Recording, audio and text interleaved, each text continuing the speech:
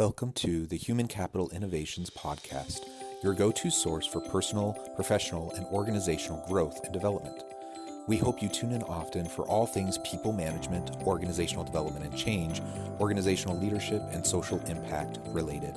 Maximize your personal and organizational potential with Human Capital Innovations Podcast.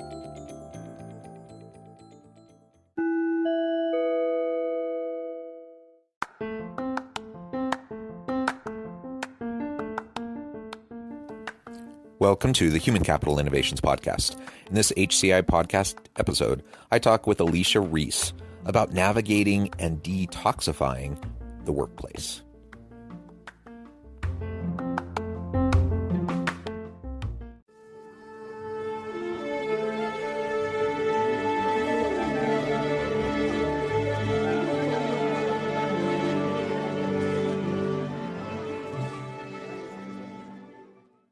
Alicia Reece, welcome to the Human Capital Innovations Podcast.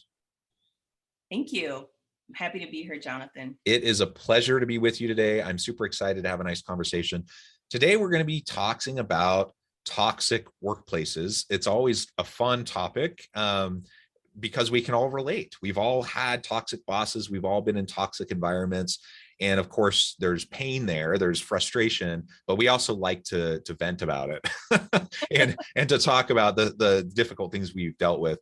So today we might do a little bit of that, a little bit of the venting, but we also want to be positive and proactive. How can we go about navigating those types of toxic environments, and how can we actively detoxify those types of workplace environments? So that's what we'll be exploring together today.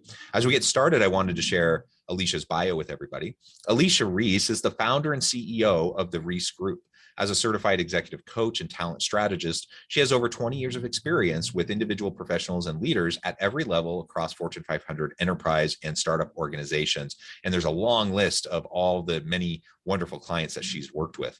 At the heart of her practice is helping her clients solve their greatest challenges, whether they are ready for the next leadership level but unsure how to make the transition, feeling stuck in a career that is unfulfilling, wanting to improve their leadership effectiveness, or looking for ways to increase employee engagement and retention. Having certifications in a number of leadership and career assessments, including emotional intelligence and strengths, her clients benefit from working with her by learning how to cultivate their self-awareness, improve relationships and decision-making, and dispel the imposter syndrome to achieve their goals. As a speaker, she facilitates customized workshops, webinars, delivers keynotes, and serves as a panelist, including with Forbes and ERGs. Wonderful to have you. Anything else you would like to share with listeners by way of your background before we launch on it? Yes, that was actually very comprehensive, Jonathan. The only thing I would add is that as of last week, I actually released my first book, Driven to Thrive, and it's out there at every major retailer that sells books. And the book is really about how to navigate your career from the inside out through the power of emotional intelligence. Oh, I love that. What a wonderful and an important topic. Definitely encourage people to look that up and to check that out. Well, Alicia, again, great to have you. As we launch on in, let's start framing this up a little bit and define some things. So, I think listeners largely understand what we mean by toxic environment, but let's define that. What is a toxic work environment, and how does it impact an employee's success at the organization or hinder their opportunity to be successful? Yeah, so the way that I look at a toxic work environment, I actually look at it on a spectrum. On one end of the spectrum, you have an environment where employees, they don't feel supported, they don't have the right experiences to be able to grow and thrive. And then on the other end of the spectrum, you have an environment that's riddled with what I call bad behaviors, bullying. There could be harassment in the environment, as well as a lack of focus on diversity, inclusion, and equity. Yeah, and I think that last point about DE&I and belonging work is super important. And that perhaps, when I hear people talk about toxic environments, a lot of times they're talking about the jerk boss. A lot of times they're talking about kind of these overt, really negative behaviors or actions that hurt people. But it can also be more subtle. And DE&I can be overt too, don't get me wrong, but a lot of times the diversity, equity, inclusion conversations, the stuff that's going on in organizations, the policies, the practices, the procedures, the microaggressions, the biases, the implicit biases and stuff, that sometimes that's kind of bubbling under the surface. It's not necessarily as like visually present to everyone. And maybe I'm saying that as a white guy, so maybe it is very present to others, but it's not always as overt. Yet it creates, it informs the overarching culture and the psychological safety in the context, and that can really be super damaging to individuals. And so I really appreciate how you added that in as a piece of this toxic work environment kind of conversation. Yeah, absolutely. I do think it's important, particularly as a Black woman who's been in corporate America for over 25 years, working in Fortune 500 companies and now partnering with them.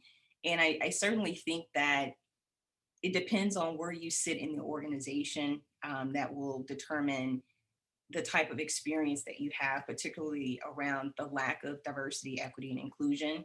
And I know over the past 18 months, with a lot of the racial unrest that's happened, it is really a conversation that is being elevated in a lot of organizations. Every organization that I partner with is trying to figure out how can we create more diverse environments where there is more inclusion and fairness and overall equity. Yeah, I think that's a really important reminder. And yeah, man, it's been a rough 18 months, hasn't it? I mean, you have the pandemic, of course, which is challenging.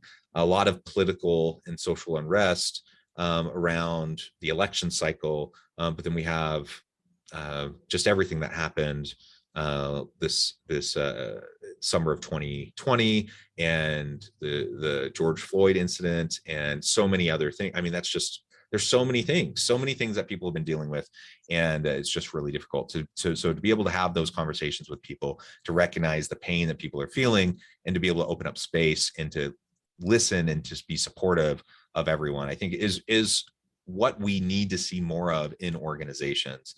And of course, you're never going to get there if you have overtly toxic types of environments where you have jerk bosses, you have jerk coworkers, you have really a hostile environment, you have just really negative behaviors that drive the culture of the organization.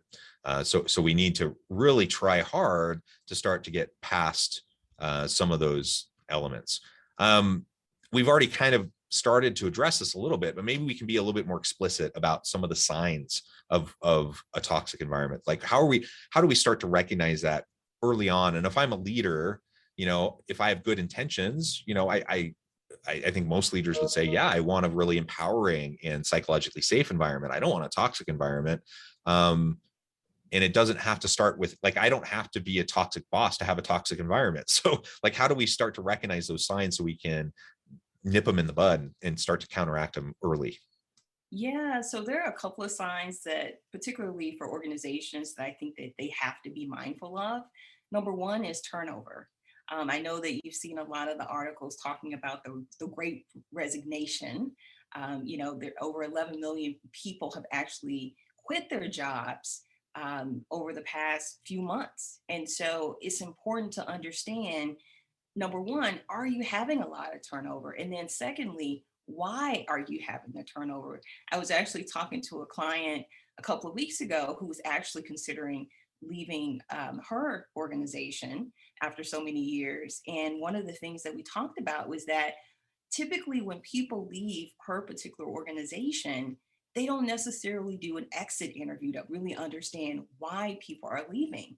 So without that data, it's hard to begin to detoxify your work environment.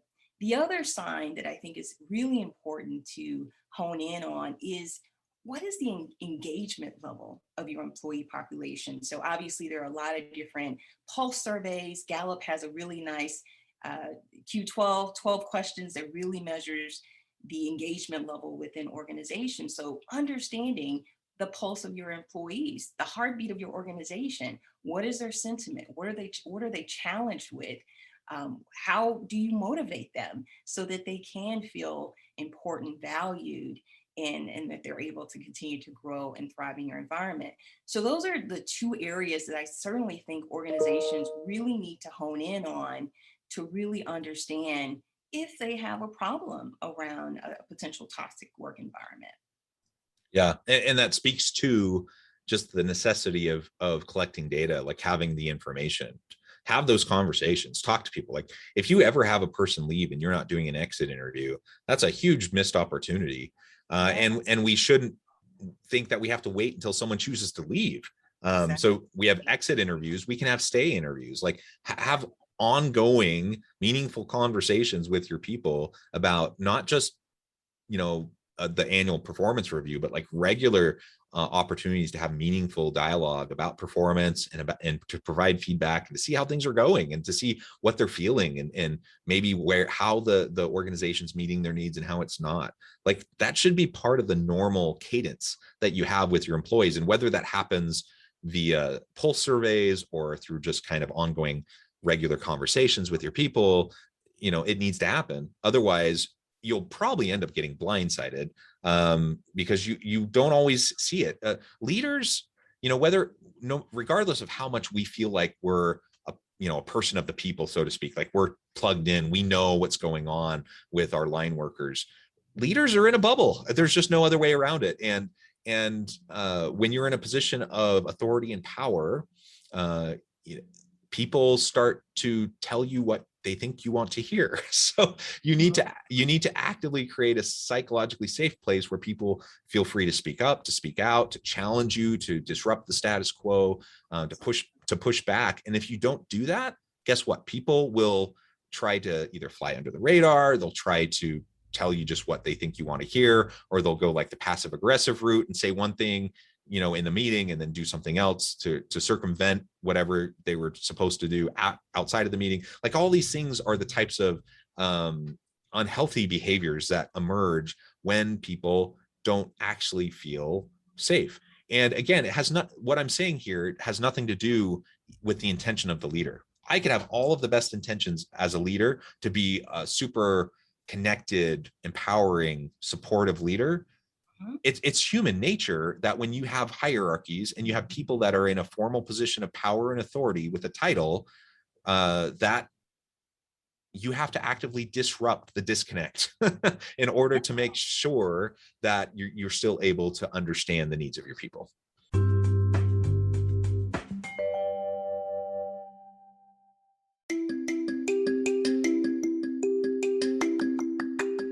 I'm excited to announce the publication of my new book from HCI Press, Bluer Than Indigo Leadership: The Journey of Becoming a Truly Remarkable Leader.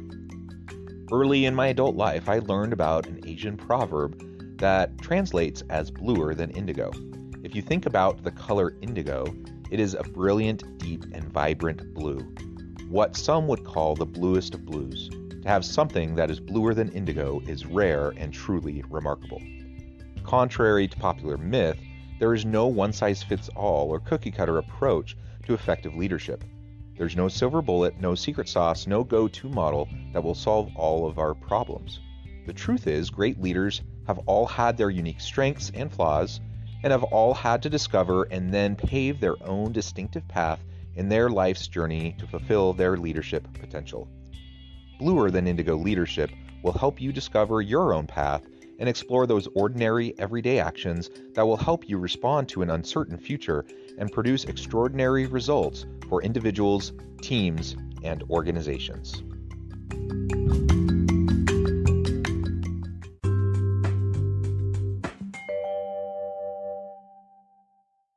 That's exactly right. And I honestly think, Jonathan, it starts with really good leadership. You know, a lot of the things that you talked about, to me, really fall under the bucket of trying to cultivate really good leadership hygiene, right? Like just as we take care of our own personal hygiene as people on an everyday basis, it's important to have really good leadership hygiene practices that actually penetrates throughout your management chain. Because obviously, you're busy, you may not necessarily be able to engage at the very lowest level in your organization. But guess what? If you're able to have really capable and emotionally intelligent managers, they would be able to tap into not only the minds, but the hearts of the employees within that environment. I did want to just share one great practice that one of my organizations that I partner with, that they actually implement. They check in with their employees every week. It's a formal check-in process. And there are two questions that are pertinent to the check-in process between the manager and the employee. And that is, what did you love about what you did this week? And what did you loathe about what you did this week? And I think oftentimes that sounds a little like loathe. It's a very harsh word. It brings up a lot of different emotions. But in actuality, it's really getting at the root of potential problems that as a manager, you would be able to mitigate and maybe even create a new space for that employee to be able to do things that are more energizing, for example. So I definitely think as a part of having really good leadership hygiene, have the formal check-ins, have those meaningful conversations to tap into the not only the mind, right, the normal work activities, but what's going on in the heart of your people. Yeah, those regular check-ins just have to happen. If you want meaningful relationships of mutual accountability and trust with your people, genuine, authentic human connection with your people, which I think most leaders probably want, there's no shortcut to that. Like, you just have to have regular cadence with your people. You have to be able to talk with them. You have to be able to seek understanding with them. There's no shortcuts. All right, so let's talk about, we've kind of already gotten to this a little bit through some of these ideas about collecting the data, having the conversations, those sorts of things. But how do we navigate this kind of a toxic environment? So let's say you do have toxic coworker that you have to work with daily, or you do have that toxic boss, you have, gross inequities within the organization or within your team. You have those types of that kind of toxicity. How do you navigate that? And let's then shift to talking about strategies for how we can start to detoxify, how we can start to actually positively respond to those types of challenges. Yeah. And so again, this is from an employee standpoint, correct? Like the average employee, right? So from an employee perspective, I think it's important to really, have that clarity as to where you feel like the toxic experience is coming from. Is it coming from the coworker? Is it coming from your manager? Is it even coming from something that you may not be doing, right? And when I say that, meaning, could you leverage your voice more and stand in your power and being able to have some very pertinent conversations? Like, for instance, if you are having a disagreement or some type of challenged relationship, be able to have the facts and have a very constructive conversation with that person to be able to get on a really good footing. I think it's important to not allow a situation to fester, because obviously once it starts to fester, then it compounds, and that energy compounds in terms of you feeling disengaged, and it may create a place or space where you are not necessarily fully self-regulated, right, in terms of how you show up, and really maybe you may get out of integrity with your brand, for example. So it's important to really speak up, but do it in a very diplomatic way, where you're able to navigate a constructive conversation and brainstorm ways to move forward in a more productive way. I think also Can it's I just comment on that real go quick? for it. Because I think that's absolutely right and so vitally important. Mhm. We don't like difficult conversations. Most human beings don't, Yeah. and so when that person offends us or does something that hurts us, Mhm. I mean, the reality is most people aren't like complete a-holes. Like, most people don't even realize that they hurt you. So they did something. Maybe it was an implicit bias. Maybe it was a microaggression. Maybe it was, they just, they that's just what they do. They've never thought about it. And they do something that's offensive, or they do something that's hurtful, or that kind of consistently is undermining you. A lot of times people don't know that that's happening. So unless we have the conversation with them, unless we kind of suck it up and go and have that difficult conversation, guess Yeah. what? Nothing can ever change because they don't know. And guess what? If they're doing things that they don't recognize and know about, and you don't talk with them about it, guess what? You're probably doing things as well.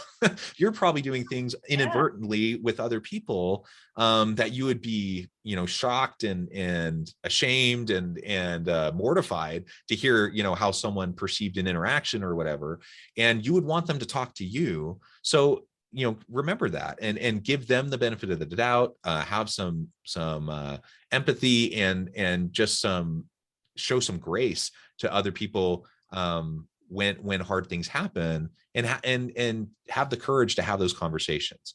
Now, there are examples, there are situations where people are just purposely toxic, and it's a toxic relationship, and you don't want to be stuck in those situations. So that's not what I'm suggesting. But I'm talking about, what just kind of the regular kind of interactions that you have with people. I'm thinking of one instance, that happened with me. It was probably 6 months ago, and a colleague that I've worked with for a number of years, a good colleague. We have a good professional relationship, and there was a big misunderstanding, and I was actually pretty ticked off due to it, because it was a complete misunderstanding. He had forgotten some things that we talked about, and then he went and talked to other people in the organization, and it like unleashed this whole big drama. None of it was necessary. It was all just a big misunderstanding. So I was pretty upset, with him, but I think he was also pretty upset with me. And my tendency was to just kind of go and talk, kind of badmouth him, or to go gossip, or just gripe and vent to other people.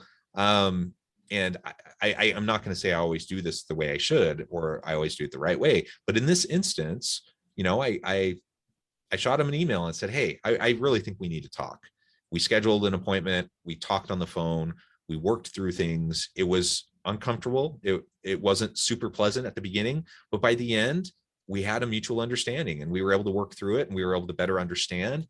It then took a little while to kind of undo some of the drama and some of the other, ramifications of that whole situation with other people in the organization, but we were able to work through that and to do that as well. And none of that would have happened if I would have just been stuck in the anger, right, or the frustration of how it unfolded. And so, again, what was I did I have a valid concern? Were my emotions real and worth acknowledging? Yes. Yeah. Should I have stuck with them and stayed with them and ruminated in it endlessly? I could have, but nothing would have been resolved, and Right. it would have just festered and persisted, right? Exactly. So one of the things I always tell clients, because um, being upset and angry, those are normal emotions, right? We're all human beings. And so it's just a normal human reaction. At the same time, you really need to drain the emotion before you have that conversation. And so one of the strategies that I share with clients is name it to tame it. Name the emotion so that you can tame it, understand it, and then you strategize on, again, how to have that conversation so that it can be productive and that you can reach a place where you can move forward, hopefully in a better place. Yeah, absolutely. Well, Alicia, I'm just noting the time. It has flown by. I Yeah, feel of like we could go on another hour, course. and perhaps we should, do this again soon.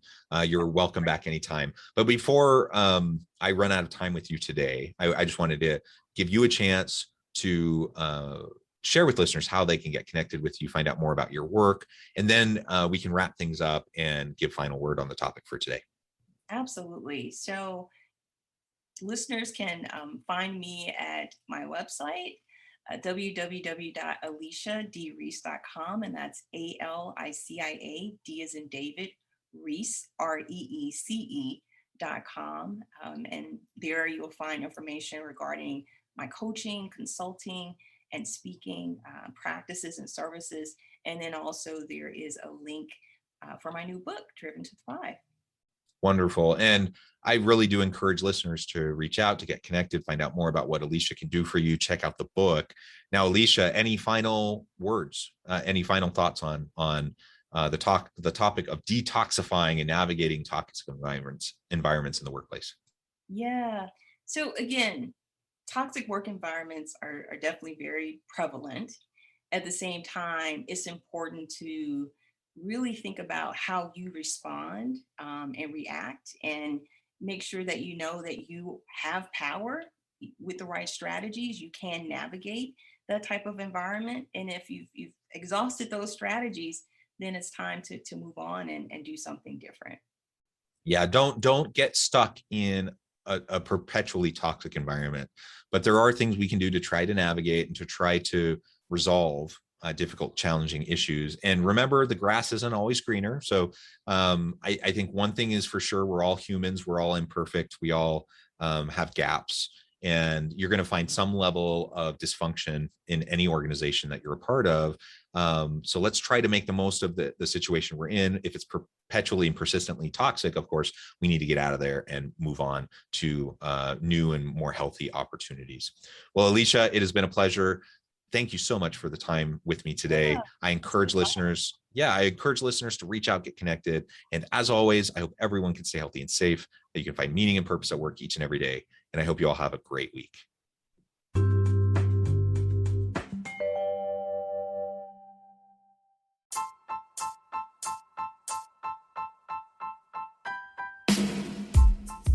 The alchemy of truly remarkable leadership.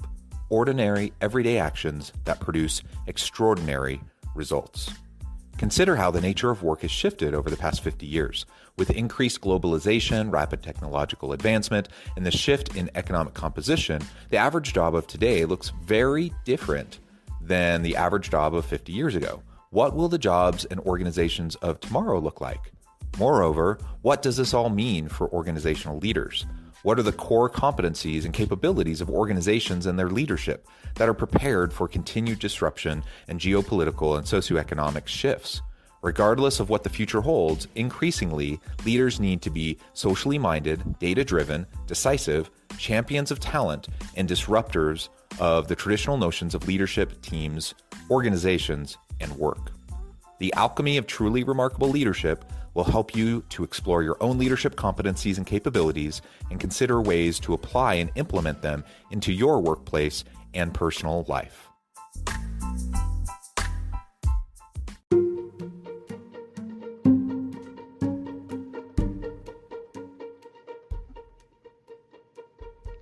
Check out Human Capital Innovations magazine, Human Capital Leadership.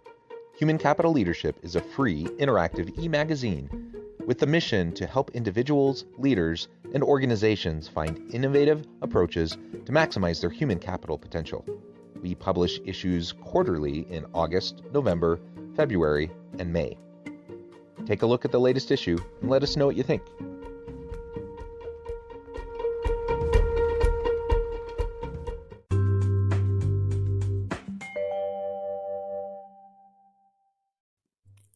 Thanks again for joining us for this episode of the Human Capital Innovations Podcast. I hope you stay healthy and safe and that you have a great week.